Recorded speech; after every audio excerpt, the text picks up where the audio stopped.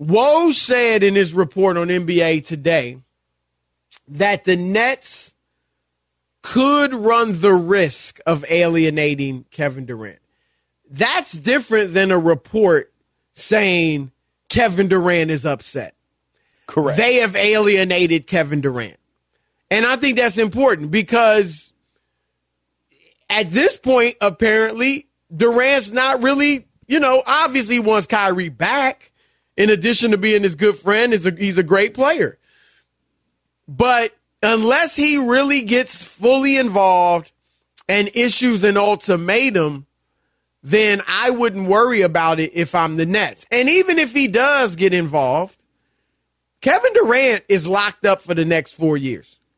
He's locked up until through the 2025-2026 season. So he can't go anywhere unless the Nets play ball with him.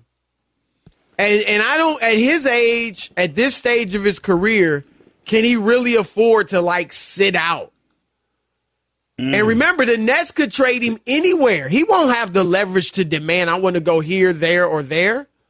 And so, again, Durant may not get involved.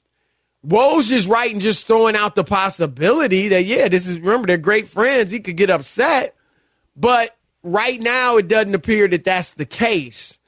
But what if Durant is upset? What if Durant does get upset and issues the ultimatum? Then do you feel like you just got to give him Kyrie, the 5-year max? No, man. Like the idea of throwing good money after bad, same way that Philadelphia might do with James Harden. It's better to admit that you made a mistake and go to Kevin Durant and be like, look, man, I know that you guys are friends. I know that you want him here long term, but as we saw last season, we don't know if we can't tell which direction the wind is going to blow every single day. And we want to make sure that we can build and continue to build a great franchise around you in a winning situation for the duration of your career. And we can't do that if there's dead money on the books every single year because he's not playing. Now, I don't know. I hear you. I just don't. Here's the problem with that if I'm Kevin Durant. It's not like they're just beginning, right? Yep. And they're just starting to build. They had James Harden, and that went wrong.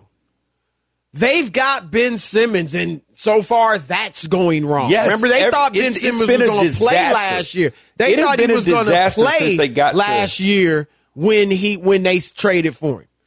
And correct. So that's been a problem. And then obviously you got Kyrie. So it's not like they're not continuing to build anything. They've been trying to build, and every single thing they've done has come up bad in their face. And so that's the problem. At that point, Durant might be like, man, this is just ridiculous. But again, he doesn't have the leverage. I heard Bobby Marks, the former executive for the Nets, actually, now works for ESPN. He brought up a contract proposal that he would give Kyrie Irving, and I think it's smart.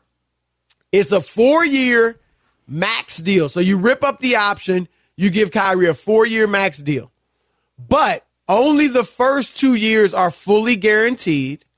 And if Kyrie plays 65 games, at least 65 games in each of the next 2 seasons, the final 2 years kick in and they're guaranteed.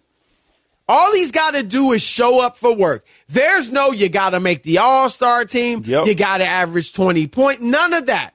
Just show. If I'm the Nets, I would even be willing to drop the 65 games to 60. And I think that's a fair offer. I don't know that Kyrie's going to think that, but I think that's a fair offer from the outside looking in. Okay. So, yeah, it doesn't – see, the thing is nothing needs to be tethered to awards and all of that, because I don't think that there's any question about if Kyrie is on the floor – if he shows up to work and he's on the floor, whether he's going to be a good player or not. Right. I don't think there's any question about availability, that. Period. Correct. It's getting him to work every single day. that has been the issue. And 60 games kind of seems to be a reasonable number because that still gives you enough time if you're Kyrie Irving to like have a mid-year sabbatical or something else. And that's the thing. I might put that in there. No mid-year sabbaticals. You're on sabbatical right now. And you will be for the next couple months. I mean, that's how I'd be looking at it. Yeah. If I'm the Nets. He's only played more. I mean, think about this. In 2018-19, he played 67 games.